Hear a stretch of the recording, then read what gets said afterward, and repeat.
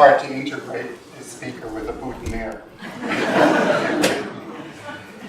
I'm overwhelmed. I don't know what to say. Rona, thank you so much for your kind words. And if one has to leave an organization, I just feel so good about my time here, and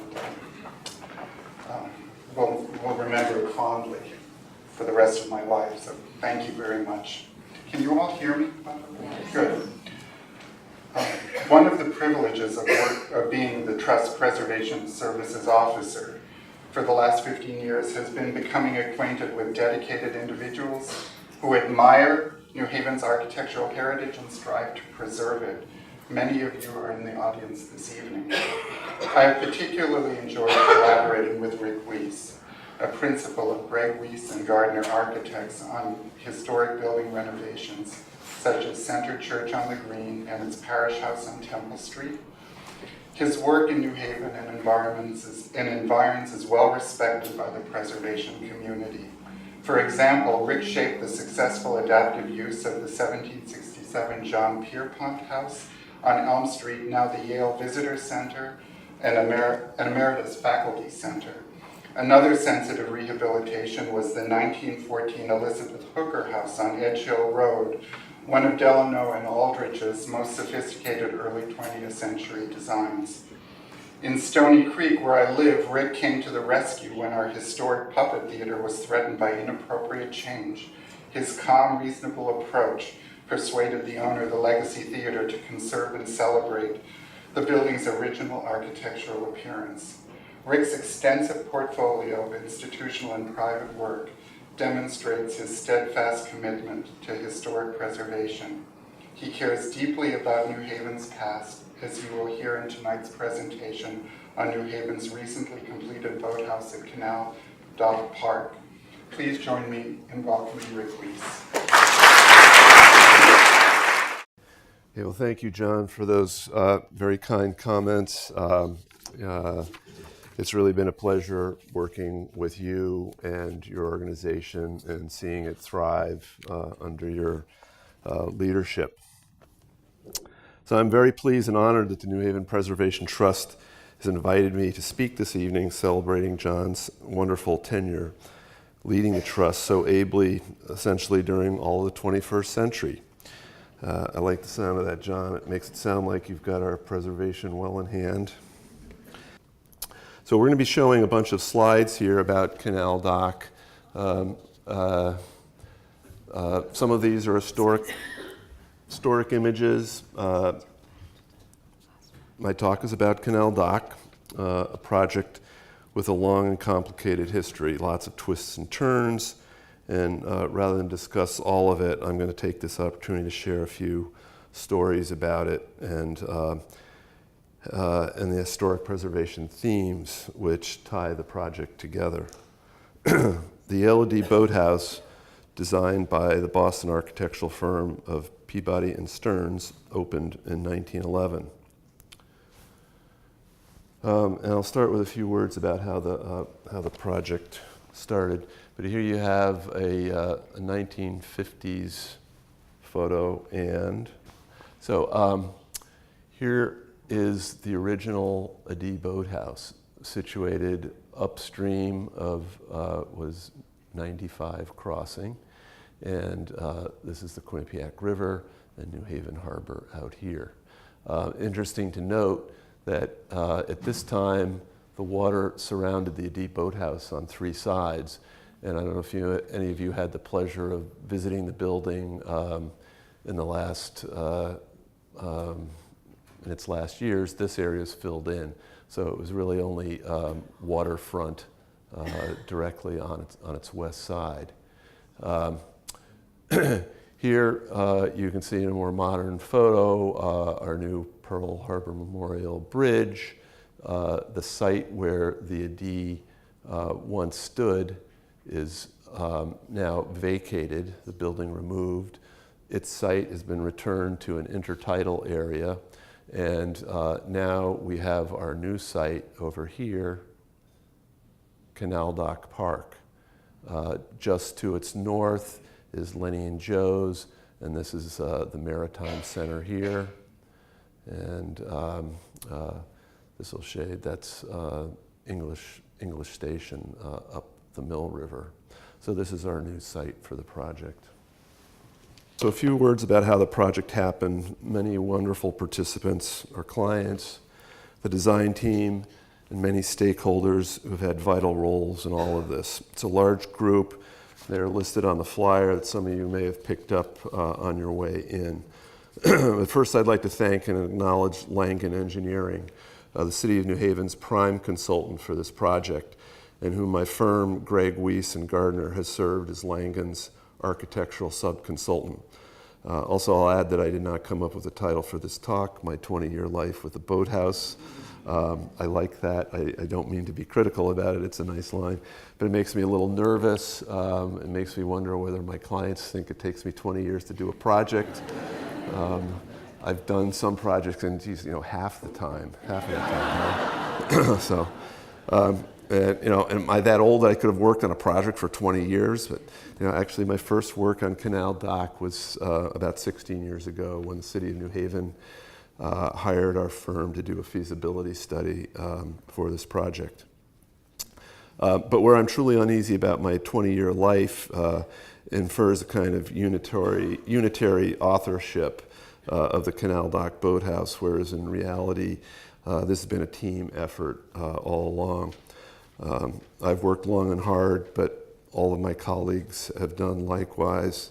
This has been exactly the project you'd want to work long and hard on for so many reasons. It's been a very nice window into the community of New Haven for all of us, and our window into our urban fabric and revealing New Haven's dreams and aspirations as it relates to our waterfront and our urban heritage. So how did Canal Dock happen? It's the result of a great many people's efforts, design professionals from a broad collection of disciplines, and staff and administrators from many public agencies. And while our client was represented by three entities, the Federal Highway Administration, the Connecticut Department of Transportation, and the City of New Haven, the core of the project was consistently spurred on by just a few people.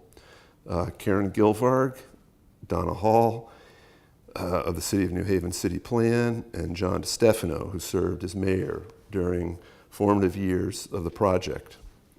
This project happened because these three people had a strong vision for our city's public waterfront and a deep commitment to see this project through, making compelling arguments within myriad layers of federal, state, and local jurisdictions.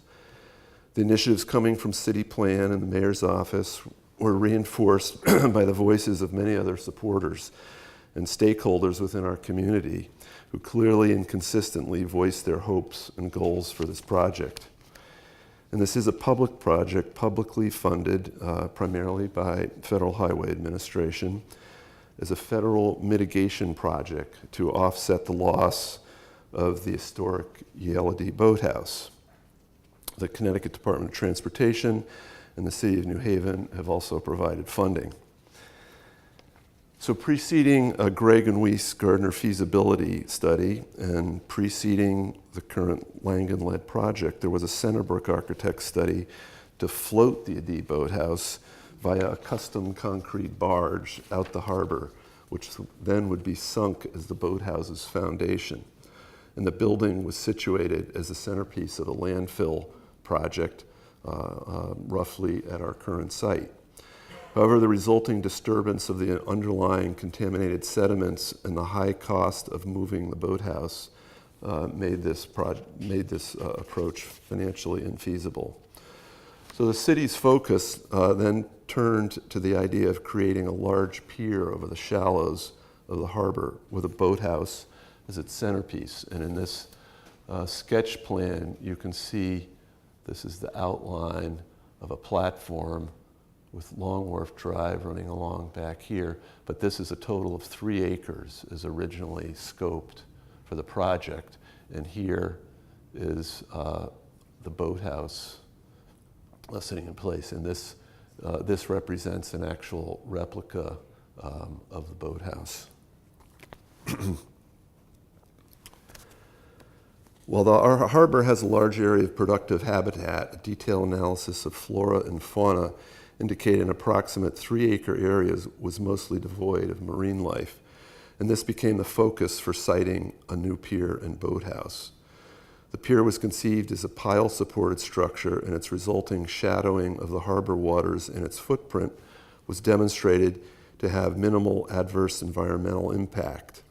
The pile-supported structure would allow tidal waters to flow underneath it unimpeded. This became the final concept for Canal Dock. So here we have a replica of the building, but with liberty taken to move the entrance portal along the long side of the building rather than the narrow side where it sat historically, just because of the limitations and arrangement on the site. Under the direction of recently retired Karen Gilvargan Senior Project Manager Donna Hall, the city began looking for ways to create a facility which would meet the public need of harbor access. And now the I-95 project, with its centerpiece of replacement for the Pearl Harbor Memorial Bridge, presented just the opportunity. Because the bridge planning required removal of the historic Yale boathouse, the city was able to successfully negotiate funding for this project. The project would go on to span several terms of the DeStefano administration, during which period there were a large succession of Connecticut State Commissioners of Transportation, I think more than 6. And through this period, there were all sorts of pressures on the scope and budget for the project, with different commissioners having different views about what should and could be done. These pressures and commissioners who could have completely derailed the federal funding. But thankfully, DeStefano stood firm to keep this funded as a mitigation project. And all along the way, Karen Gilvarg and Donna Hall kept alive the vision for this project. So what we're seeing now are a series of iterations and ideas following up on this sort of final concept. So these are all platform related type projects with a boathouse situated on them. Here we have the extension of the historic Canal Dock, which many of you probably know, paralleled Long Wharf Pier and reached way back towards the center of the city, and was really the sort of the critical artery of commerce for many years for the city. Historic preservation has imbued all facets of this enterprise. Through this project, we celebrate the history of New Haven Harbor, the history of Long Wharf, and its vital role in the life and economy of New Haven. And by preservation of key parts of the boathouse and extensive interpretive displays and artifacts, it's keeping alive that building's history and the history of this part of our city. So in addition to the complicated funding and administrative process, it took an extraordinary effort to get permits for this project, built out over the shallows of New Haven Harbor and in the velocity zone, one of the most severe rated exposures to marine storm events. There's an entire separate permitting process which preceded the architectural planning and unending budget challenges, counting for a project whose construction budget was to begin years earlier than, in fact, it did start, with the resulting budget eroded by the passage of time and inflation and all the program revision and cost cutting this entailed. Through it all, the programmatic elements of historic preservation remained largely intact. It's a telling success story of dogged perseverance to realize a preservation project. So you can see in these last slides the sort of final idea for the boathouse taking shape here in sort of the tail end of these iterations, but there were many of them. And I like this shot. We were looking at accessibility issues. You know, when you think about water access and harbor access and all that, we can and we should and we do make boating available to everybody. So here you see a special element in a socket in a floating dock that this rower is using to get into the rowboat and making their way out. Another part of the project that was really near and dear to us, we created a special kayaking dock. The docks, unfortunately, aren't funded at this point. But at any rate, it will be a universal access kayakers dock. And so now here you're seeing studies and documentation from the original AD building, and alongside with selective photos of key elements that were basically salvaged. So basically all of these terracotta copings, the window surrounds, finials, all of that was carefully disassembled, labeled, crated, and indexed for future use in a building. The city undertook all of that, not having any real final design for a building, knowing what might be incorporated, but they didn't want to lose this sort of trove of artifacts, given that they knew that they couldn't save the building itself. This drawing sort of shows a collection of strategies for rebuilding and incorporating those salvaged elements, which ranged from this terracotta bulldog, pair of which graced the reviewing platform deck of the AD, and I think probably lots of Harvard rowers paddling by. This is the common room of the AD boathouse with these wonderful trusses and mantels.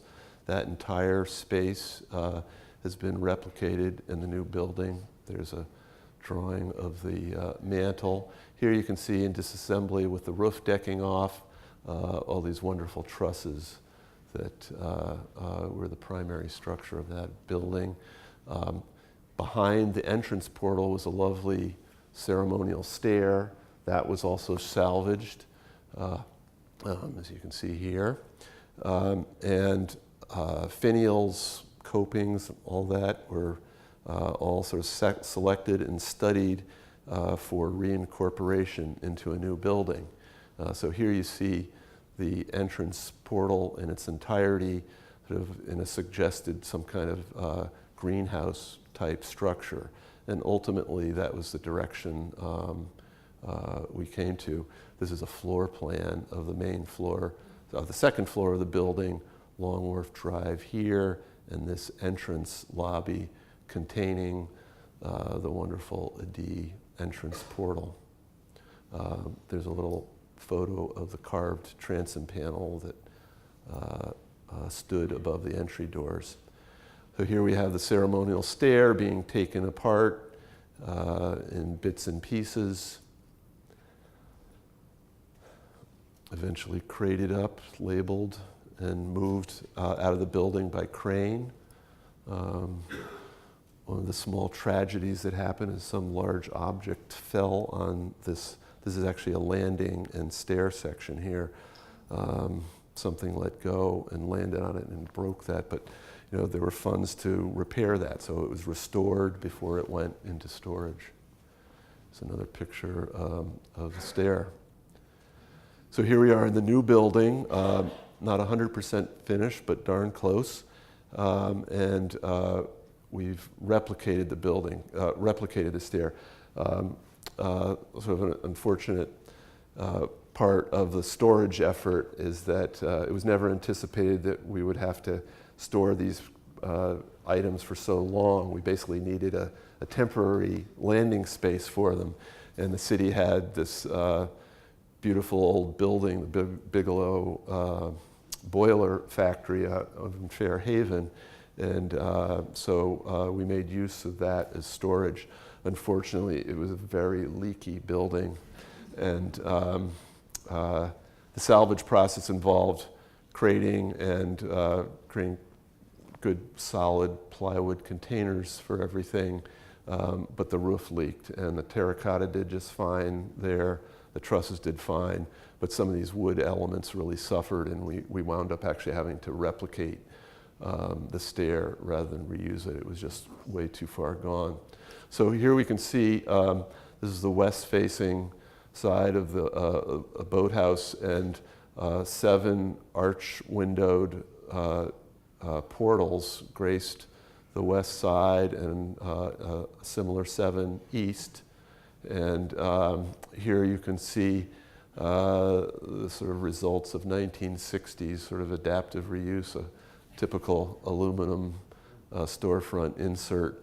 The old doors were all lost, unfortunately. We don't have any record of what happened to them.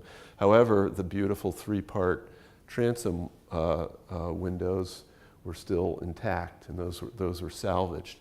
So here we are in the new boathouse, and there is one of those transom windows fully restored and very nicely in service, allowing light to go from the naturally lit boathouse bays into the elevator lobby.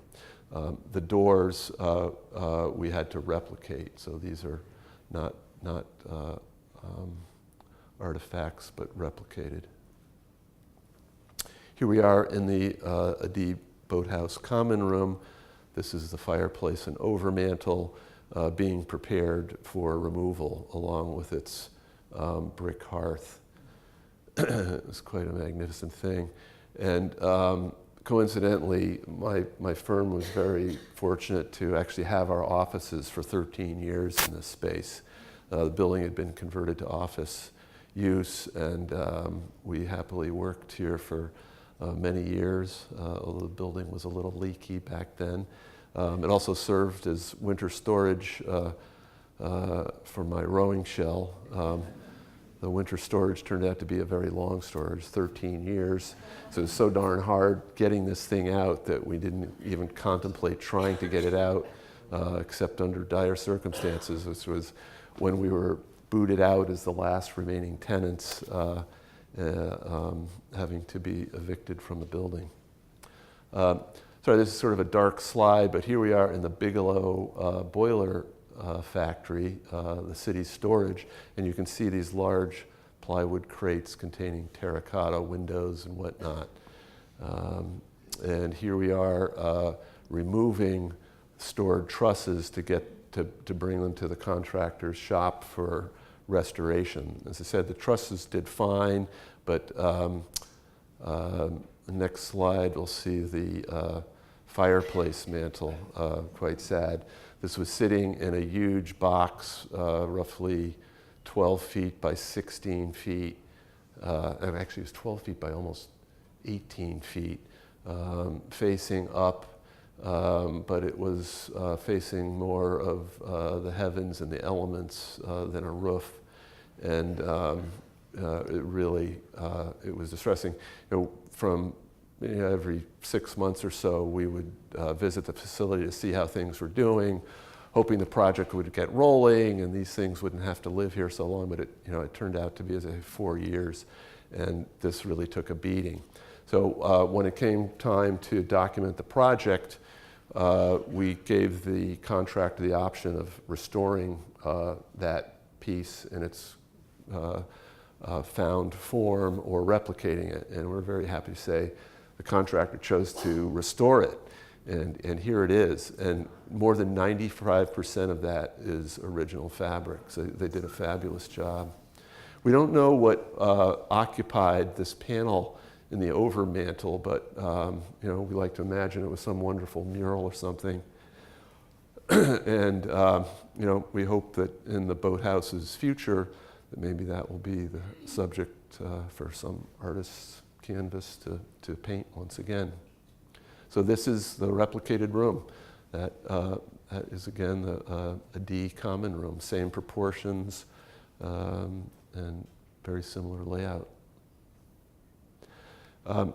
So here we are on the west face of the D building. This is Flemish bond brick, which consists of stretcher bricks, where the bricks are laid horizontally. The long faces are interrupted, alternating with headers, the short ends of bricks. And the headers, in this case, are burnt bricks, or clinkers, so-called, black. And they make this wonderful tapestry of black and red and complement these terracotta window frames and casings and all the rest of the detail. The terracotta was finely chiseled and finished in its casting to simulate tooled brownstone. And then here you see the cartouche, which is this magnificent 20 pieces of terracotta assembled here. There are 2 of these. Of course, both of those were salvaged. We only could make use of one, and we made use of some of the finials too. And I'd like to point out the base stone here is arcasite, which we think was quarried from a quarry in East Haven, not far away. And some of that arcasite has been incorporated into the Canal Dock project. So here we are with one of these finials. They're pretty impressive pieces themselves, multi-section. And now we are in the new building. This is on the 2nd floor. This hallway is basically a museum. On the left side would be museum displays, and this on the right side we have a pair of these finials, and in the center one of the cartouches. Here we are heading up the ceremonial stair in the lobby, and we placed one of the 2 bulldogs to stand guard, keep out all the rest of the Ivy League, and with its wonderful hat consisting of several more pieces of terracotta, and there's a matching one off to the left, just off of this photograph. So this is kind of a fun story. Coincidental with the construction of the boathouse, I got an interesting call, and it was Alex Marathus of Northside Development, whose company had recently purchased the Exchange building on the corner of Church and Chapel, also an historic building. They were gutting the interior, which included this 6-foot diameter terrazzo medallion depicting the ghost ship of New Haven. Alex asked if I knew anyone who might want it, but whoever might want it had 5 days to retrieve it, or it was headed to the landfill. Mind you, this piece, as it was, here it is being prepped for removal, weighed over 2,000 pounds. So that was the start of the project within the project. And I explained such situation to Donna Hall, and she agreed it would be a very fitting part of Canal Dock. So next I called Leland Torrance, an experienced builder and restoration contractor who many of you know, owner of Leland Torrance Enterprises. I sent him a photo of the medallion and explained the situation to him. And I'm happy to say he instantly committed to salvaging it, even though at the time there was no funding to do this. What ensued was wonderful support from the community. The New Haven Preservation Trust quickly stepped up to the plate with financial support, joined by the Connecticut Trust for Historic Preservation, the Women's Seamen's Friends Society, the New Haven Museum, the City of New Haven, and others. We were able to only partially compensate Leland, and if anyone would like to further contribute towards this effort, it would be greatly appreciated. The result of all this is that the ghost ship medallion graces the floor in the elevator lobby of the boathouse. So here we have some of our working drawings organizing and documenting that entire AD facade. Here it is in its original setting, roughly, it was about 100 or almost 200 pieces of terracotta. That's my brother Carl, he probably knows. Carl, how many pieces were there? There were a lot of pieces.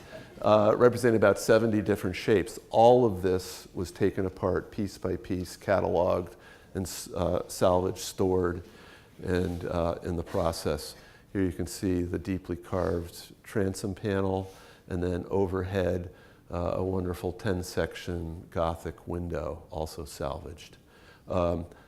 Actually, back up one. I just wanted to say the doors here, which I'll talk about, were lost, we think, sometime probably in the 50s or 60s. So again, classic American aluminum storefront.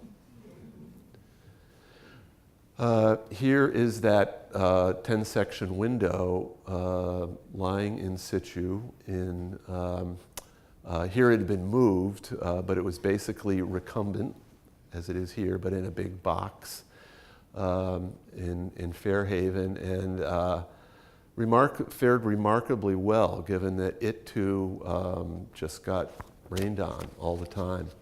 And the main sections of it proved to still be sound after 4 years residence there. The sashes themselves didn't fare quite so well. We had to replicate those. So here it is. We're in the new boathouse. The whole portal is there. This wonderful window, all that's original fabric, all this terracotta is original fabric. We actually salvaged all this brick, had the mortar removed and reassembled it, exactly replicating as it was over on East Street. And here you see the transom. We had a very happy relationship with this piece because it really wasn't appropriate to store it in a leaky building. We convinced the city to allow us to have it in our office. So it resided there for probably 8 years, 7 years, but it's a magnificent thing, and I hope you all get a chance to see it and enjoy it close up. So here's some more drawings. The architectural Peabody and Stearns archive had been stored at the Boston Public Library, but prior to that, it had been stored in a basement, and a lot of it was lost due to flooding. So when we went to the Boston Public Library to examine their collection, we found very little, unfortunately. But they actually had the working drawings for these doors. So we were able to just nail that one right on the head and exactly replicate all of the complex cutters and profiles that were needed to recreate those doors, along with the woven iron grillage windows at the top. So there they are, the new doors. It's a little hard to sort of appreciate all the contours of it, but hopefully when you get a visit there, you can see all the wonderfulness of that portal. So I wanted to say a few words about key project participants. Sixth-term Mayor John DeStefano, under whose administration the project was conceived, with Karen Gilvarg and Donna Hall, city plan, and our current mayor, Tony Harp, who through this project has carried forward the city's vision for its waterfront.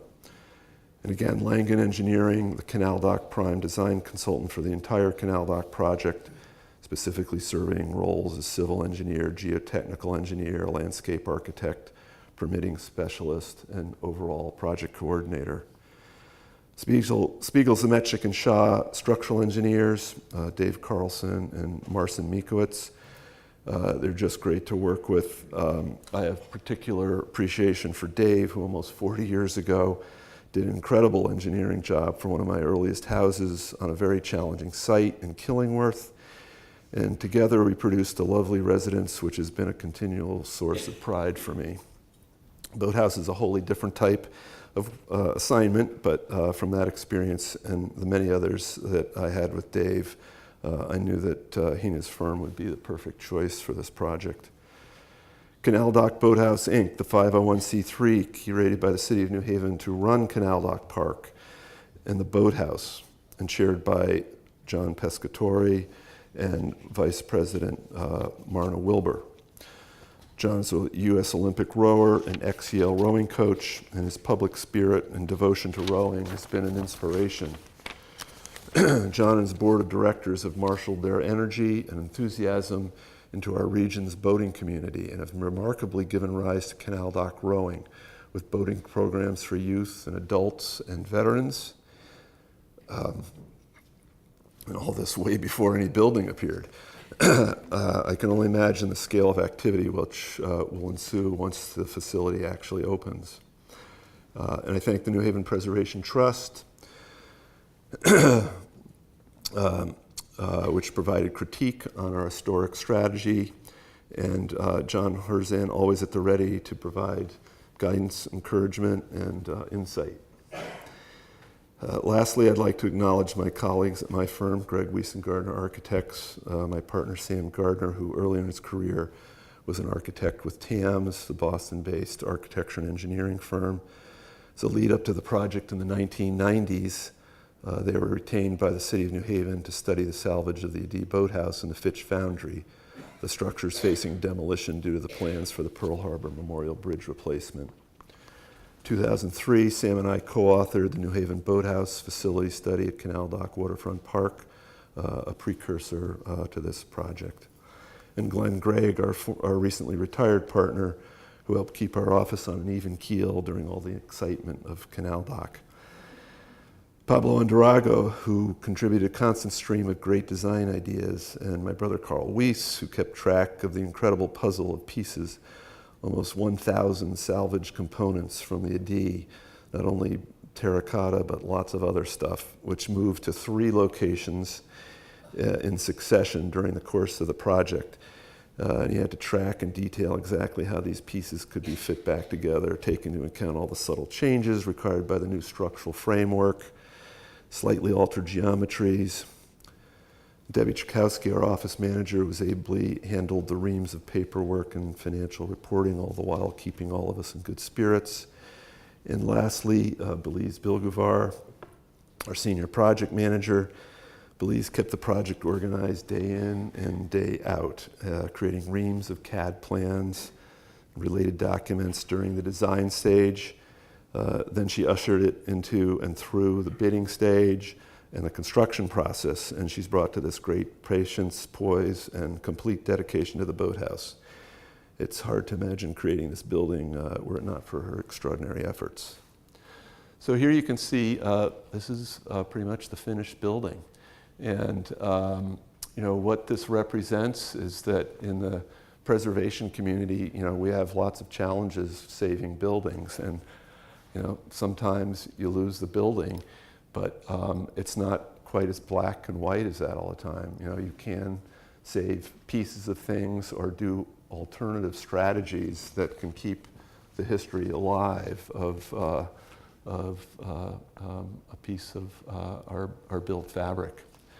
I love this slide. It's Long Island Sound, of course, and here's New Haven Harbor. But when I look at this, I just say, let's all get in our kayaks and explore all this wonderful stuff out here. And Canal Dock is going to help all of us do that. So thank you.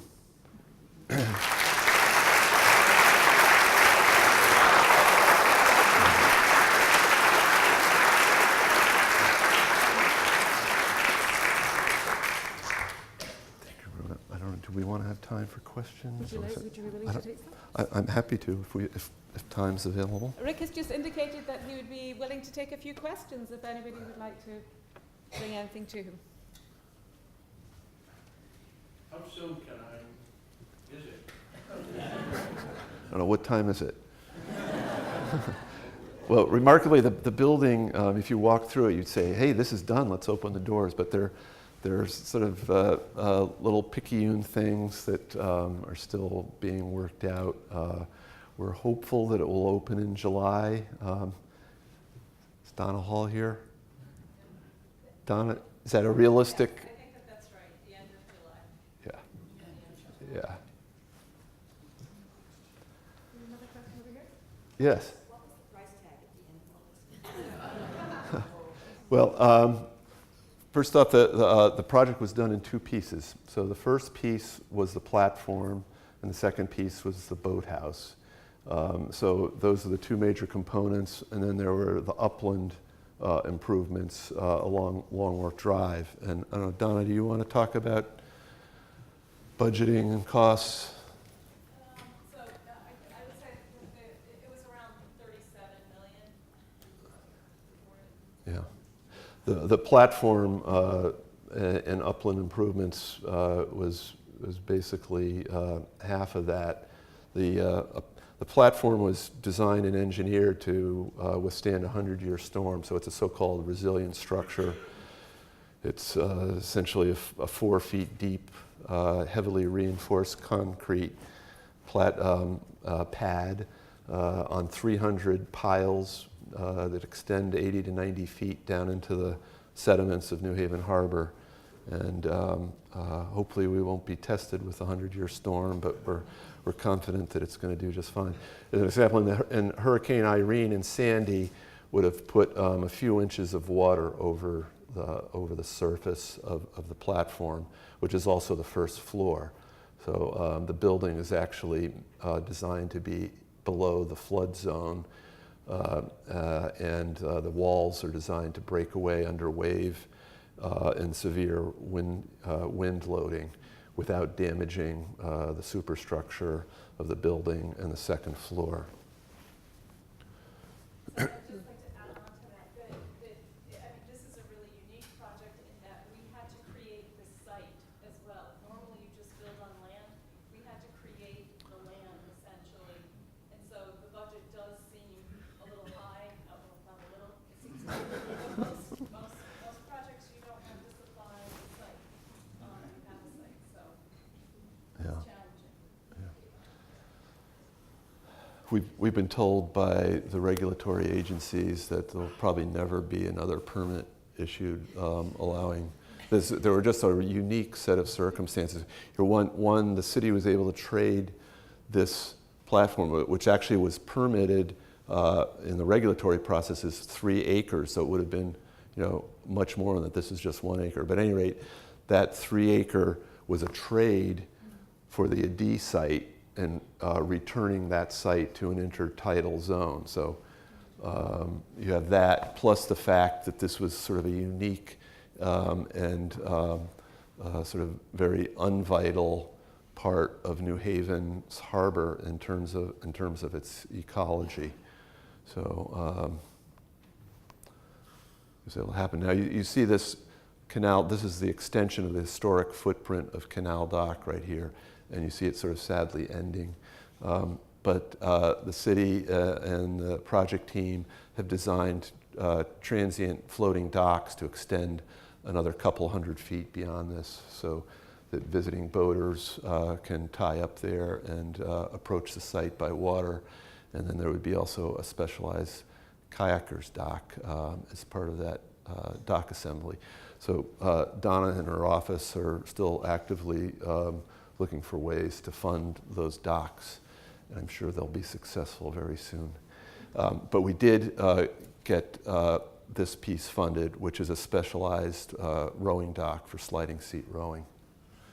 But the facility is intended not just for sliding seat rowing, but all small boating, paddling, canoeing, kayaking, dragging boating, which I hope some of you will partake or watch this weekend. And small boat sailing. One more question. What about parking? How do people access the facility? You can park right here and walk. Parking's a little bit of an Achilles heel. The city has recently done a major improvement along Veterans Memorial Park, this mile-long linear park here. So there is parking scattered there. There are a couple of small lots nearby. There's another 35 spaces that we think are going to be made available once the construction trailers clear out here. And then the city's exploring agreements with Fusco Corporation to use the Maritime Center parking garages, at least during off hours and weekends. And biking, glad you asked that. This is a terminus of the East Shore Greenway Park. It's the beginning of the Canal Dock, of the Farmington Canal Greenway. So from here, it's above ground at this point, but at some point you get over towards Grove Street, and you'll be able to go down into the old Canalway and work your way up to Farmington, and then reaching westward to West Haven and eastward to East Haven and onto the shoreline. There's still some segments to be completed there, but this is a node for that, and we're hoping will be a very popular destination for bicyclists. Thank you.